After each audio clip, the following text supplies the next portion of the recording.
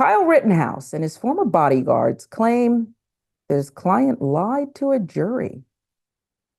Which is it, sweet-faced boy or cold-blooded killer? Well, we'll tell you what this is about. An ex-Kyle Rittenhouse spokesman has alleged premeditated intent for shooting and racist texts. Not a stretch to me. Long crime reporting Dave Hancock, who also served as Rittenhouse's bodyguard, has said his former employer misled the jury and the public when he testified he only acted in self-defense. When the world finds out everything that happened in this case and with Kyle, it'll be shocking, Hancock said. It's breathtaking. Hancock's account seems to support the state's claim that Rittenhouse was looking for a fight on that August 2020 evening when he arrived in Kenosha. Atmosphere there had grown increasingly volatile, with armed residents facing off against protesters demonstrating against the police shooting of Jacob Blake. 29-year-old, remember that, black man paralyzed after a run-in with a white officer. Atlanta Black Star giving us that reminder. Hancock's account would have bolstered my main argument about Kyle's state of mind, Prosecutor Thomas Binger said in The Trials of Kyle Rittenhouse, a new documentary airing on the Long Crime Network, may have changed the outcome of the trial. Hancock had been working for Rittenhouse since after the shooting. He initially believed Rittenhouse's claim of self-defense, but that changed after he later became aware of text messages that surfaced as part of a civil lawsuit filed by the family of one of the victims. He told Long Crime that the jury probably would have convicted Rittenhouse if they were aware of the text messages. Hancock, who helped Rittenhouse promote his book, Acquitted, for parting ways with the shooter sometime last year, said he regrets misleading the public. There was a history of things he was doing prior to Kenosha, specifically patrolling the street for months with guns and borrowing people's security uniforms, doing whatever he could to try to get into some kind of gunfight. It all makes sense, doesn't it? It all makes sense now. With millions watching and many people benefiting from this program called Indisputable, we just need 1% of the viewers to become a paid member so we can continue to bring this content to you. Now back to the show. I believe things he told me that I now understand to be one of his many lies, and that hurts. He had allegedly vowed to murder shoplifters previously. According to The Guardian, Rittenhouse vowed to murder people he saw shoplifting at a local CVS pharmacy 2 weeks before the Kenosha shooting. I wish they would come into my house, one text message said. I will effing murder them. The family of the two victims in the shooting, along with the survivor, have filed a federal lawsuit alleging that the city of Kenosha and police conspired with militia groups and facilitated the violence that led to the deadly shootings. Hancock said he is prepared to help their case in any way he can.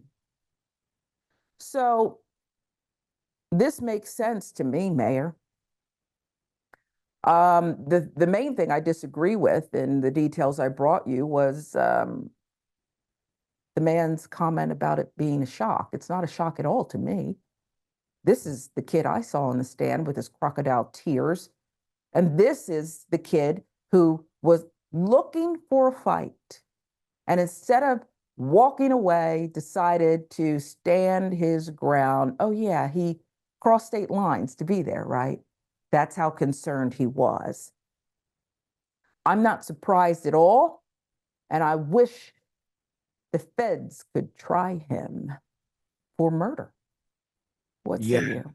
The tragedy of all of this is, this person who is now selling a documentary, a 90-minute documentary, Hancock, is as naive as everybody else that goes along with white supremacy. The idea that this person didn't have an intent to do harm or murder someone is ridiculous, even without the text messaging. And those of us that swallow air and see with our eyes, we know exactly what happened and was happening and has been happening in this country forever. This man was in a whole other state, Antioch, Illinois, left there to go to Kenosha for one reason. Because why would you go to where there are already police officers already dealing with a fiery scene after Black people had been murdered and shot, right? We know this was a couple months after George Floyd, and then Blake happened a couple weeks, and then he shows up. For what?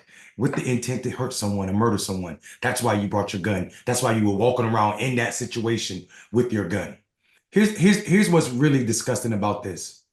Because we have a double jeopardy, which is important for our justice system, it is tragic that now you're telling us this because you can sell this movie. You can sell this movie. But this person now walks free knowing we already knew he was a murderer. We already knew he was a murderer. His intentions don't match his tears, like you said on the stand. His intentions were clear. We all knew that. We said that. The justice system, though, however, not only failed everybody who was protesting, but it fails everybody who this man will come into contact with Yes. forever and ever. Forever and ever and ever and ever. And you know what? I'm done. This is not a sweet-faced Midwestern boy.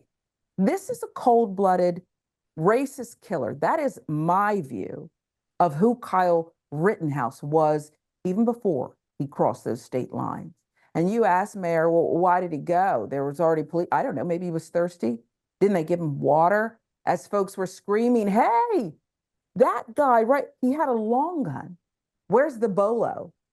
Where's the be on the lookout for this crazed, rage-filled? He wants to shoot shoplifters at CVS. Not a surprise. We've covered those stories too. Want to be a superhero? You want to patrol the neighborhood, George Zimmerman? That's the Kyle Rittenhouse who I always saw there.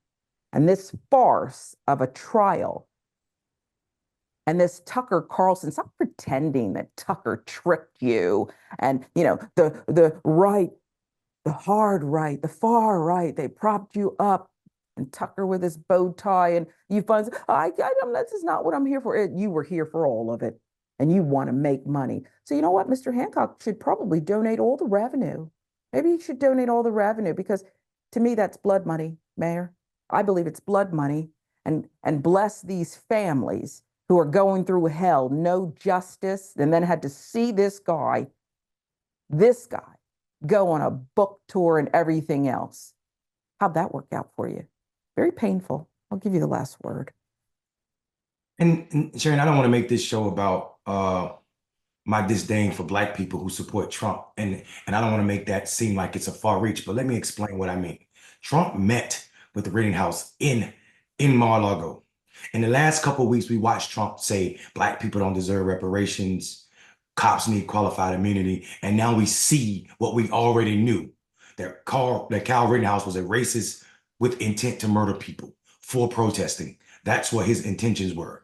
And Donald Trump fits right with that narrative. Him throwing up the thumbs at Mar-a-Lago with Kyle Rittenhouse is a spit in the face for all those Black people who try to convince Black people to support Trump. I'm talking about Byron Donaldson and all of the others, Tim Scott. It is absolutely disgusting that you have to sell your soul to support that party. You have to pretend that Blackness is not a stone, if that, for the Republican Party. They don't care about what we're suffering through. And it's sad to see right now in 2024, this person who's probably going to act in this manner again.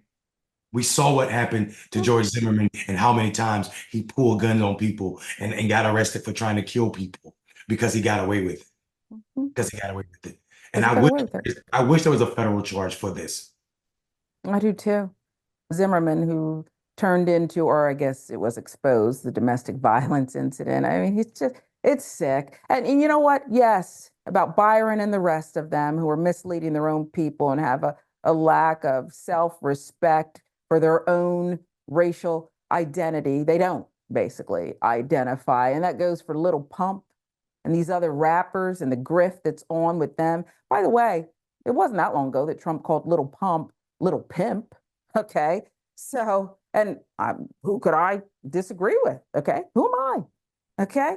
So all these people who want to sit there and they're not just saying, oh, both parties have an issue and this and that, and I don't like this and that. They're actively supporting this guy who, while mothers and fathers were doing a lot of slow singing and flower bringing, rubbed it in their face and called Kyle Rittenhouse a hero. Write a book. Use a killer. Why do I want to read your book? Did Jeffrey Dahmer write a book? Oh, too much, Sharon. He's not well, if I believe these deranged thoughts about wanting to kill people at CVS for shoplifting, and I will blank, blank, blank, blank, maybe it's not. This is my opinion. Don't come after the network.